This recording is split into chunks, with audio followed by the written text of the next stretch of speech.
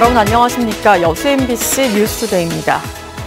요즘 낮 최고 기온이 33도를 웃돌면서 무더위가 조금씩 절정에 달하고 있습니다. 전남 대부분 지역에 폭염특보가 내려진 가운데 당분간 불볕더위가 기승을 부릴 전망입니다. 문영철 기자입니다. 지난주 개장한 여수의 한 해수욕장. 어른아이 할 것 없이 시원한 바닷물에 몸을 담그며 한낮 더위를 씻어내보지만 물 밖으로 나오면 내리쬐는 땡볕에 숨이 턱턱 막힙니다. 그리고 안에 있으니까 너무 시원하고 좋은데 밖에 나가기만 해도 다시 덥고 후덥지근해서 계속 물속에만 있게 되네요.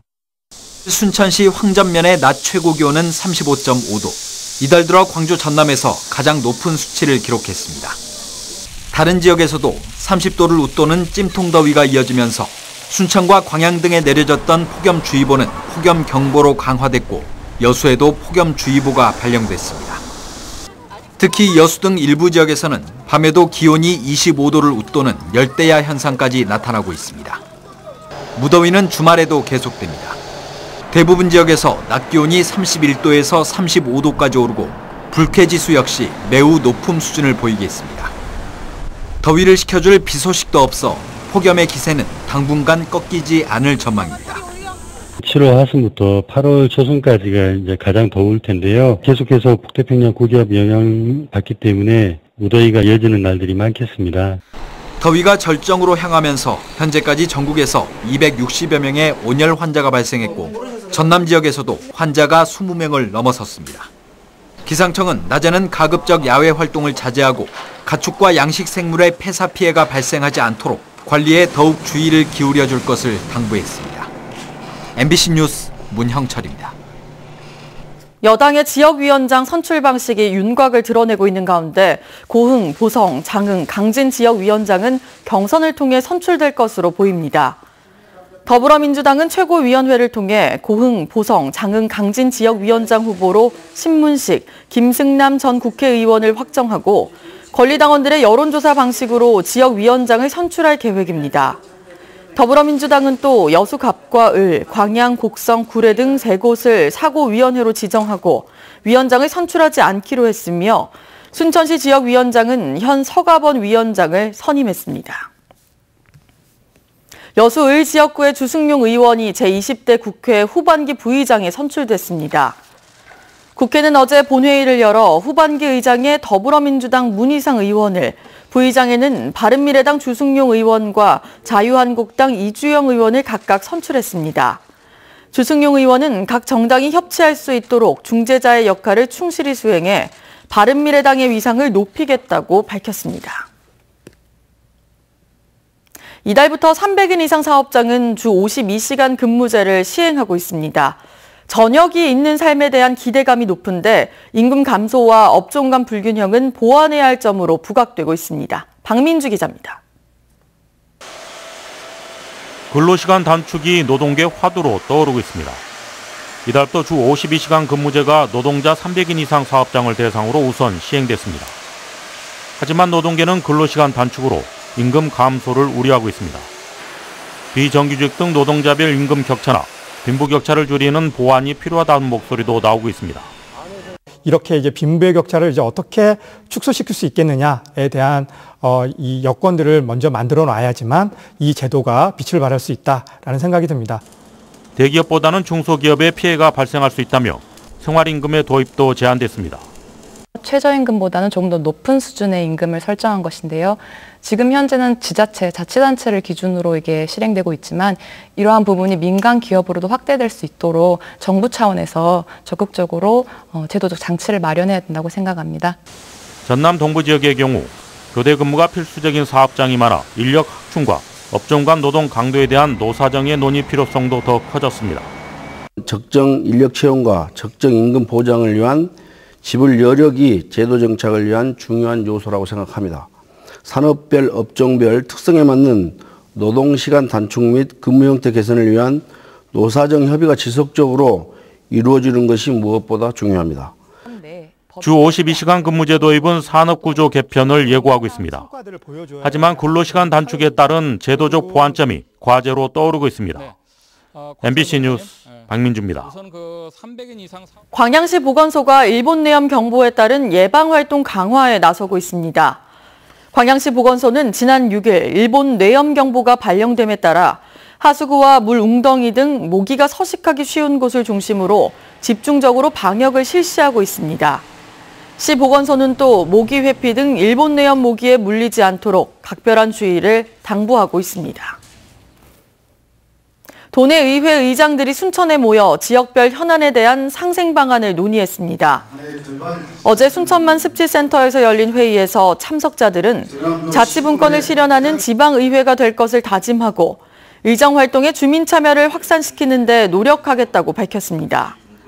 시군별로 의장단 구성이 마무리된 이후 처음으로 열린 이번 회의에서는 영광군 의회 강필구 의장이 회장으로 광양시의회 김성희 의장과 해남군 의회 이순희 의장이 각각 부회장으로 추대됐습니다. 광주의 한 고등학교에 일어난 시험지 유출 사건의 전말이 드러나고 있습니다. 아들을 좋은 대학에 보내고 싶어하는 엄마의 비뚤어진 모정이 발단이었던 것으로 조사됐습니다. 보도에 정영욱 기자입니다.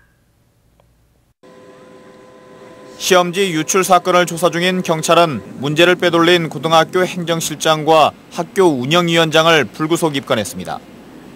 경찰 조사 결과 행정실장은 기말 시험을 나흘 앞둔 지난 2일 금고에 보관 중이던 시험지를 몰래 빼내 복사한 뒤 고3 학부모이자 학교 운영위원장에게 건넸습니다.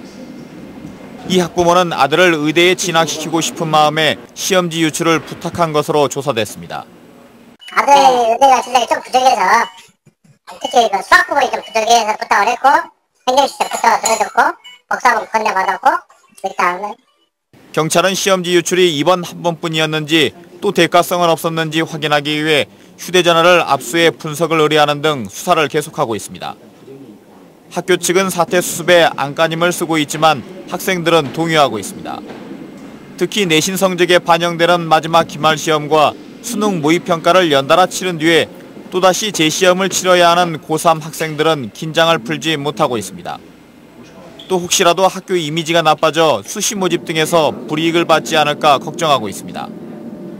네 아이만 잘 되면 된다는 식의 비뚤어진 모정 때문에 다른 수많은 아이들이 고통의 시간을 보내고 있습니다. MBC 뉴스 정용욱입니다.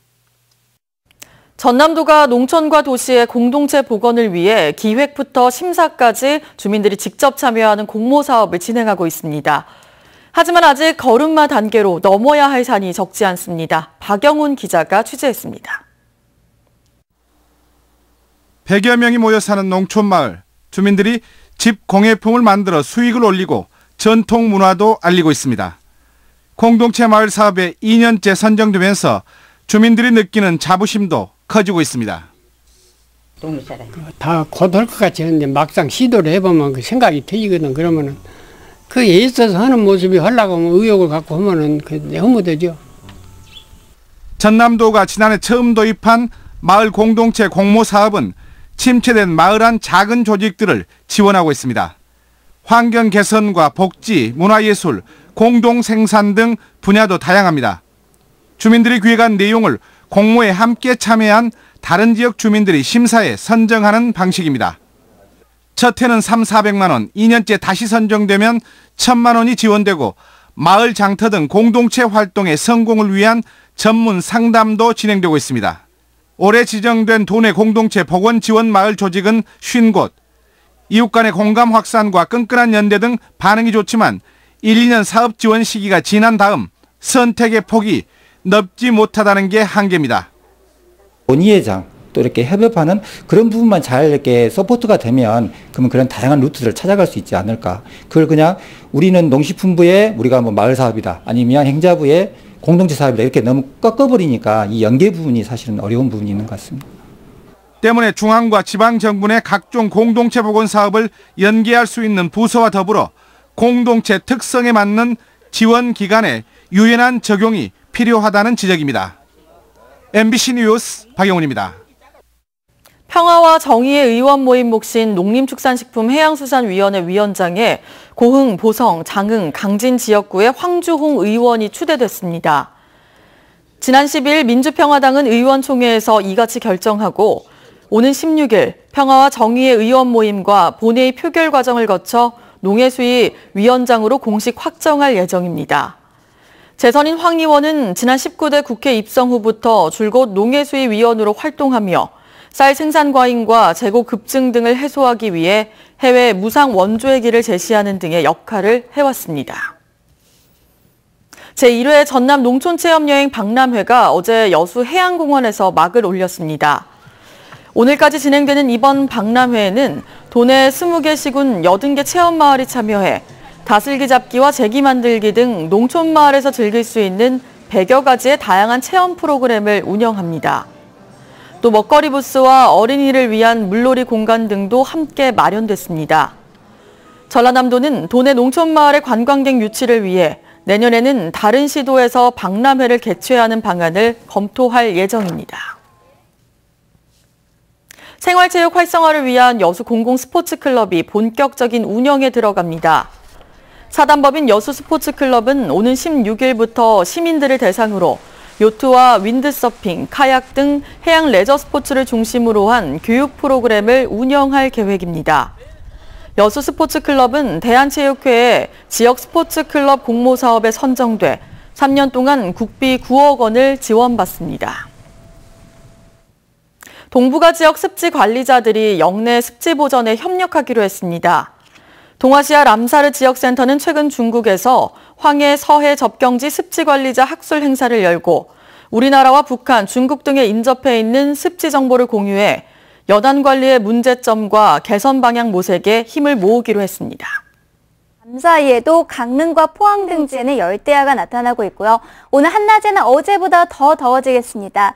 영동과 경상도, 충청과 전라도 일부 지방에는 폭염경보가 내려져 있고요. 서울에는 폭염주의보가 내려진 가운데 오늘 대구의 낮 기온이 37도까지 치솟겠습니다. 강릉과 광주는 35도, 서울도 33도까지 오를 것으로 보입니다. 습도까지 높아서 대부분 지방에서 불쾌지수는 매우 높은 수준까지 오르겠고요. 한낮에는 햇살이 강해서 자외선 지수도 높게 나타나겠습니다. 현재 서해안 지방을 중심으로 안개가 짙게 끼어 있고요. 서울은 구름이 가득해서 다소 흐린 모습입니다. 오늘 오전까지는 서울, 경기와 강원 영서 지방에서 빗방울이 떨어지다가 낮부터는 전국 하늘이 맑게 드러나겠습니다. 현재 서울의 기온은 24.9도, 강릉은 29.7도까지 올라 있고요. 울산 27도 등으로 대부분 지방에서 25도 안팎을 넘나들고 있습니다. 한낮 기온은 서울이 33도, 전주 34도, 창원 34도, 부산 31도까지 오르겠습니다. 당분간 무더위는 지속될 것으로 보입니다. 날씨였습니다.